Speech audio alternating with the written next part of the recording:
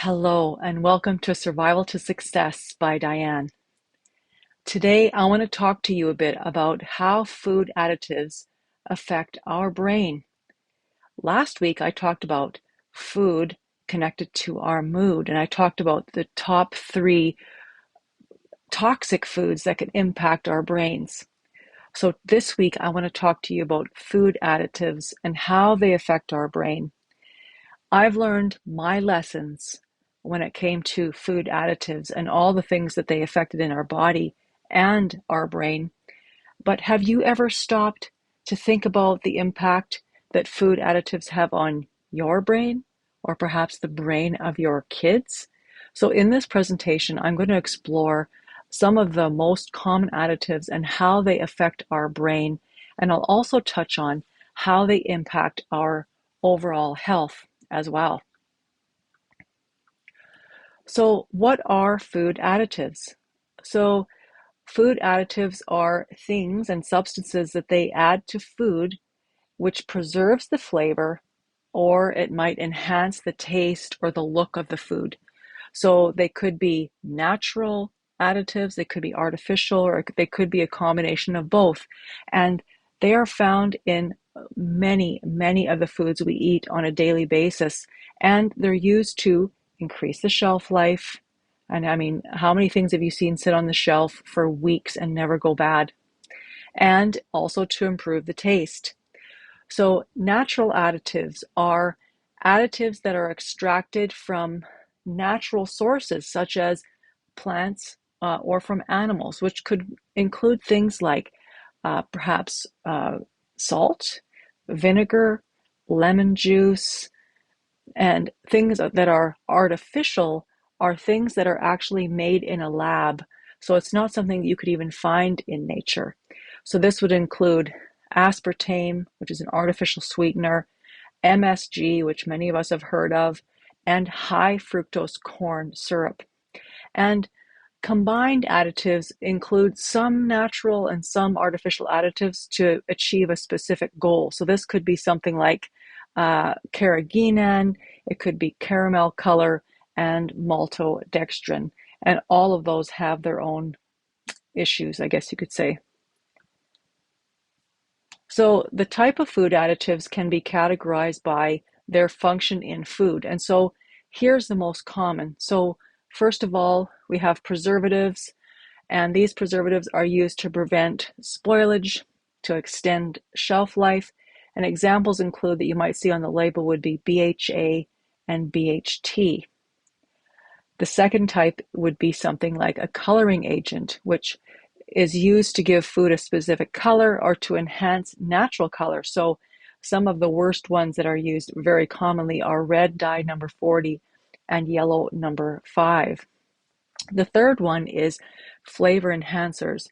They are used to alter and improve the flavor of food. So an example of these would be MSG and also salt. The fourth additive would be a texturizer. So this could change the texture and the consistency of the food or the processed product that's been made. And examples would be xanthan gum and then carrageenan as well. So the question is, how do food additives affect the brain? And now, a number of years ago, I was not really clued in to just how much impact food additives have on our body and our brain. And it's only just in the recent last couple of years that I've really been digging deep into the research about food additives and how they impact our body, how they impact our brain, interfere with our goals, our hormone balance, and if we want to lose weight, affect our appetite and various other impacts on our body. So specifically here, I'm talking about brain function, but so the first negative impact would be like inflammation. So some food additives such as MSG and aspartame, which are well known to cause inflammation in the brain, leading to headaches and migraines. So many of those people out there who suffer from migraine headaches or recurrent undiagnosed headaches commonly are being impacted by what they put into their bodies. Number two would be behavioral problems. So this could be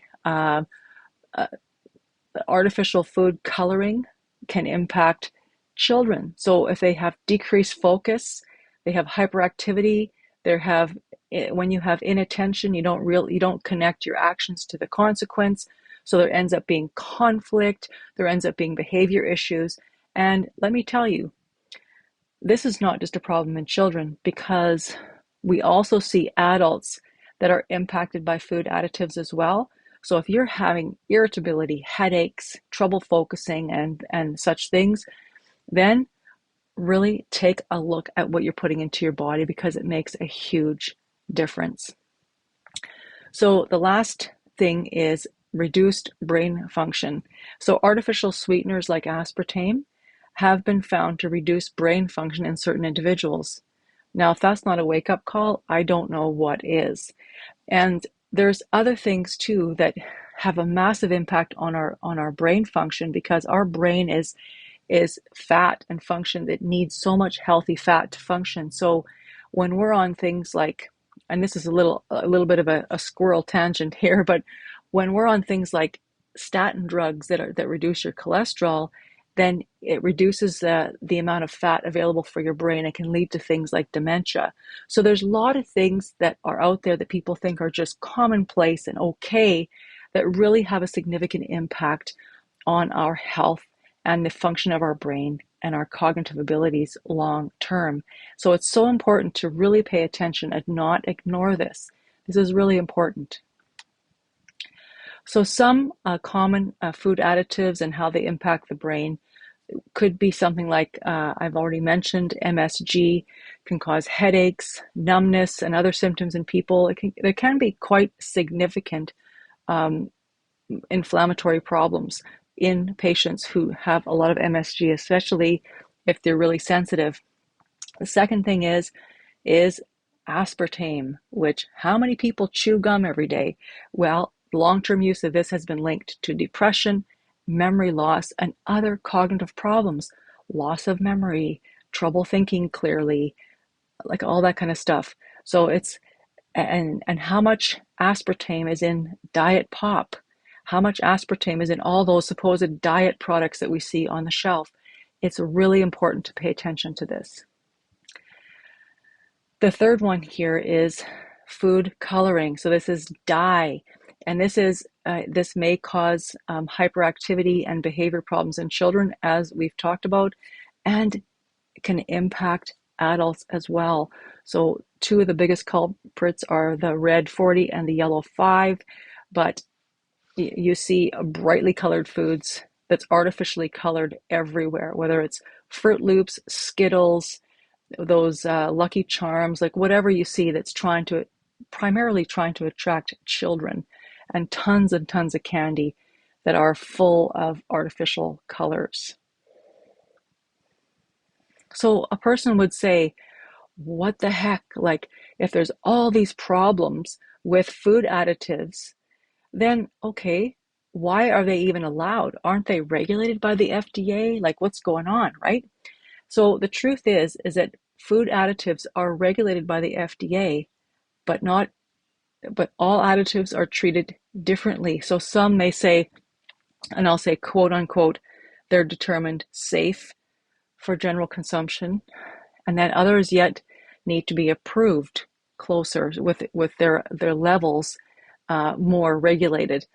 So, and that's fine to say that, but when they say that there's safe amounts by the FDA, you really have to wonder how they determine those safe levels, and what if somebody is eating these colored foods every day? How is that considered safe, right? So there's a lot of skepticism amongst a lot of consumers, including myself, about whether these regulations are really sufficient. And then there's additives that are much less safe. They're not considered safe, but they do get approved to put in food as long as they're less than a certain level. So that in itself, to me, is quite scary. So in closing, so many foods are considered quote unquote safe for consumption.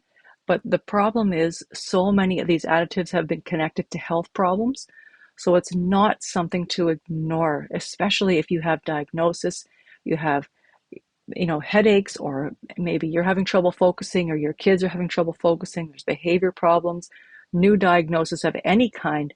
Pay attention to what's going into your body and make informed choices about what you eat and what you drink.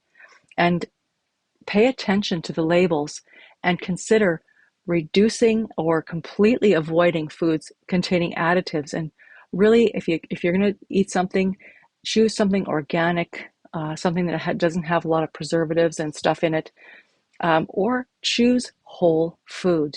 So food that is just in its natural form, fruit that comes off the tree, vegetables that come out of the ground, animals that have been, fed grass, and eat their meat, right?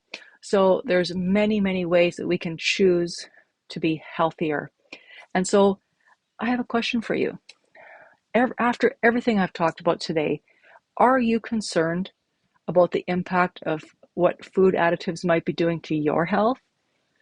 Do you want some help with this? Do you want more information about food additives and how you can transform your health by really cleaning up your diet and becoming more aware of what's in our food? Well, I have an offer here where I wrote a free Detox for Beginners ebook.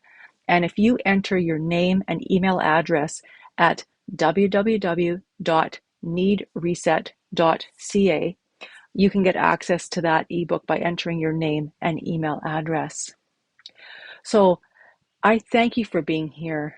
Please pay attention to all of these things that are added to our foods, because I am so passionate about helping people to completely transform their health. And what we put into our bodies is massively affects our health. And there's been so much evidence to prove that.